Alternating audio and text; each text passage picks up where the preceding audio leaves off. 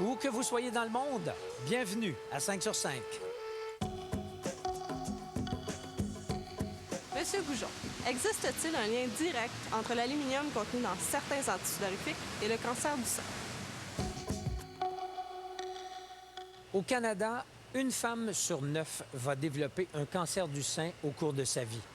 Sur Internet, on retrouve une multitude d'informations concernant cette maladie que certaines recherches ont reliées à l'aluminium. Or, de l'aluminium, on en retrouve depuis longtemps dans plusieurs antisudorifiques. Tania Purcell-Saint-Michel étudie en éducation physique à l'université. Elle fait beaucoup de sport. Elle utilise donc régulièrement des antisudorifiques. En naviguant sur Internet, elle a pris connaissance de certaines informations qui l'ont beaucoup inquiétée. Et dans les lettres, on vous disait quoi exactement? Là, si on prend quelques passages, ça serait quoi? Bien, c'est vraiment parce que comment ça commençait, c'était vraiment un choc. Ça disait que la cause principale du cancer du sein est l'utilisation des antisudorifiques. Puis qui disait de... C'est gros. C'est comme affirmation, c'est très, très gros. Et vous avez changé votre antisudorifique. Certain, oui. Pourquoi avoir changé votre antisudorifique? Parce qu'un risque aussi petit soit-il, c'est un risque de trop, c'est certain. Qu'est-ce que vous avez pris? Vous l'avez avec vous, votre antisudorifique? Oui, je le traîne toujours avec moi. Vous avez réussi à en trouver un sans aluminium? Oui, exactement. Il est même bien affiché sur le dessus, sans aluminium. OK, c'est la vraiment première écrit chose qu'on ici, voit. là. Exactement. Le 1er octobre dernier, Tania faisait partie des milliers de Québécois à marcher dans les rues de Montréal afin de sensibiliser les gens au cancer du sein. Est-ce que vous avez entendu parler d'une relation entre le cancer du sein et l'aluminium contenu dans les déodorants? Oui. Oui? Est-ce que ça vous inquiète? Est-ce que vous avez changé vos habitudes? Oui? J'ai mes habitudes. OK. Oui. Je prenais tout le temps avec aluminium avant, parce que genre, le moins possible là, avec aluminium. Oui. Mitsu, la porte-parole de l'événement, s'est aussi renseignée sur le sujet. En fait, il y a des recherches qui ont été faites, mais en ce moment, toute la communauté médicale s'entend pas pour dire que le cancer et l'aluminium est directement lié. Peut-être que ça va l'être dans quelques années, ou peut-être que non. Le choix en revient à chaque femme de décider ce qu'elle veut. À la pharmacie, une cinquantaine de produits nous sont proposés. Tania, avant d'être conscientisée, vous preniez quoi comme antisudorifique? Lequel? Plusieurs marques différentes. Celui-là, je l'ai déjà essayé, là, avec des odeurs de... Surtout à l'odeur. À l'odeur, Ouais. concombre et thé vert. Ouf. Poire de rêve.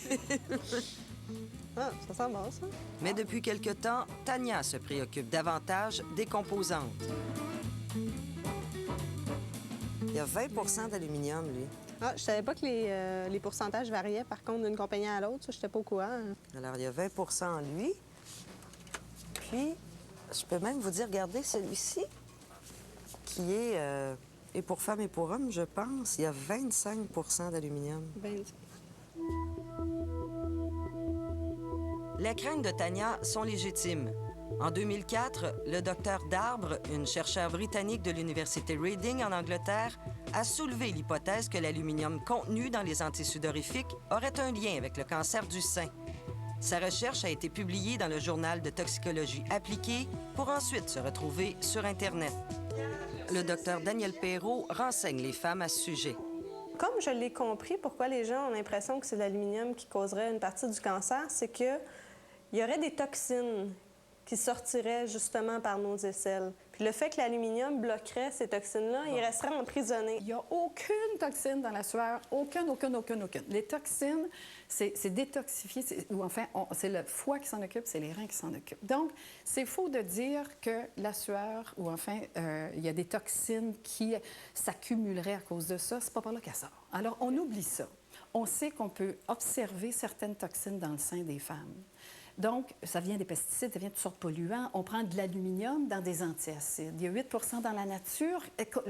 La nature comprend de l'aluminium.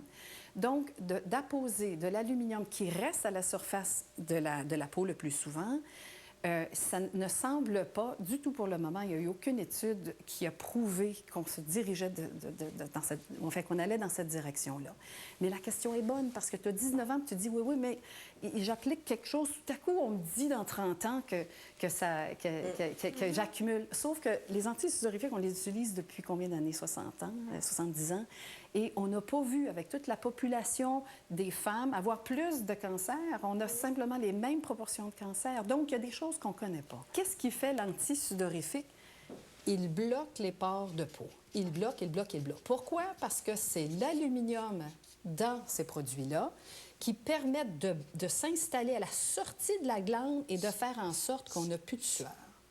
Et il n'y a rien qui existe actuellement comme produit qui va faire en sorte qu'on va arrêter la sueur autrement que par l'aluminium contenu dans ces produits-là. Tous les produits qui ne contiennent pas d'aluminium sont des déodorants. Ils ne font que masquer l'odeur de la transpiration. Donc, vous utilisez un antisudorifique avec aluminium, donc? Oui, madame. Sans problème, sans crainte. Ah non, sans crainte. Sans crainte. Puis j'avance en âge, donc plus mon risque s'élève, là. Mais non, je vais travailler autrement. OK? Elle vous a convaincu? Donc, c'est des arguments, ça donne une crédibilité supplémentaire. Ouais. Nous nous sommes rendus à la clinique du sein à l'hôpital Sacré-Cœur de Montréal. La chirurgienne et responsable de cette clinique, Dominique Sinotte, a accepté de répondre aux interrogations de Tania. Ma question, moi, c'était vraiment si les antisudorifiques, l'aluminium qu'on trouve dedans, est-ce que ça avait une corrélation directe avec le cancer du sein? Donc, vous êtes probablement une des personnes les mieux placées pour me répondre. Oui, en fait, les femmes, ils regardent tout sur Internet, puis ils m'arrivent avec leur pile de photocopies d'Internet, puis je suis obligée de démentir ça. Mais c'est normal. Parce qu'une femme qui a le cancer du sein ou qui a sa sœur avec le cancer du sein, premièrement, elle veut trouver la cause. C'est sûr qu'il faut toujours que ce soit la cause des polluants des grosses compagnies. Bon, ça, c'est la réaction première. Ce qui fait parfois rigoler, c'est que j'ai certaines de mes patientes qui me disent « Oh non, moi, docteur, j'ai des produits naturels sans problème. Alors, moi, je vous apporte mon produit naturel. » Alors, ça, c'est, sans faire d'annonce, le cristal fraîche qui est vendu comme désodorisant naturel en tant que tel. Alors, c'est une pierre qui est dure, qu'on doit mouiller, qu'on utilise comme désodorisant. Et on regarde, qu'est-ce que c'est cette pierre-là? Eh bien, c'est bien écrit, sels minéraux de bauxite. Qu'est-ce que le bauxite? Ça s'écrit B-A-U-X-I-T-E. C'est de l'aluminium pur. Alors ça, c'est 100 d'aluminium. OK? Justement, si c'est pas cancérigène, ça doit pas être bénéfique de se mettre de l'aluminium à tous les jours en dessous des bras? L'aluminium n'est pas absorbé par la peau en tant que tel. L'aluminium, on peut en manger parce qu'on a certains produits alimentaires avec de l'aluminium. Mais l'aluminium en tant que tel reste au niveau de la peau. Et l'aluminium n'a pas causé de cancer de peau. Est-ce que vous pensez qu'il y a assez d'études qui ont été faites pour arriver à une conclusion solide ou on en aurait besoin de davantage ou avec un plus grand échantillonnage pour vraiment se dire oui, c'est un rapport ou non, ça n'en a pas? Mais il faut mettre notre énergie, put your energy where money is. Dans le fond, moi, si on trouve que les causes du cancer du sein n'ont aucun rapport avec les désodorisants, c'est certain que je ne vois pas pourquoi l'État donnerait 50 millions pour une recherche sur les désodorisants. Il y en a eu une recherche où il y a eu 800 patientes qui ont le cancer du sein, puis 800 sans cancer du sein. 1600, pour moi, c'est suffisant. Et ça, c'est clair, net, scientifique. Il y a 2 cohortes, de grosses cohortes. Il y a des comparatifs.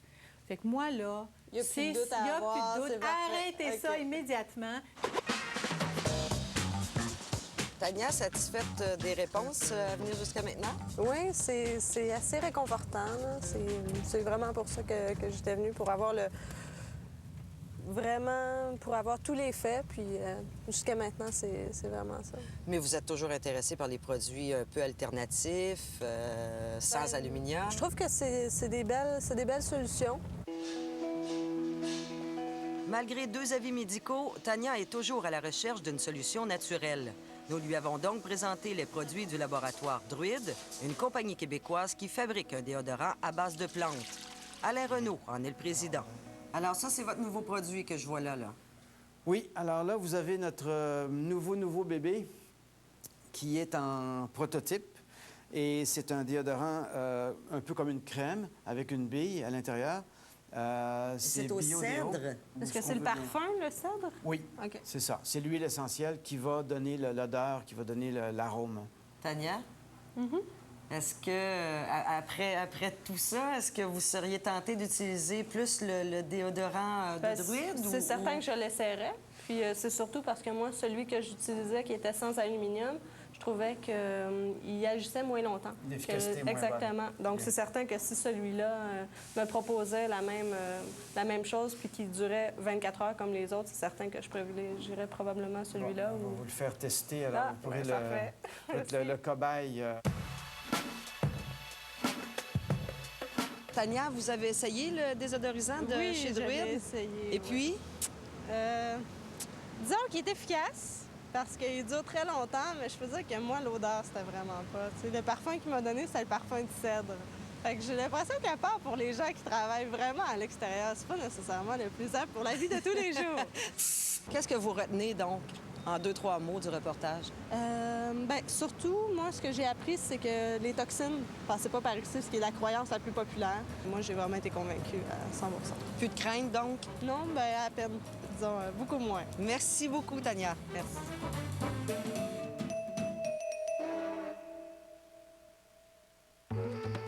Au retour,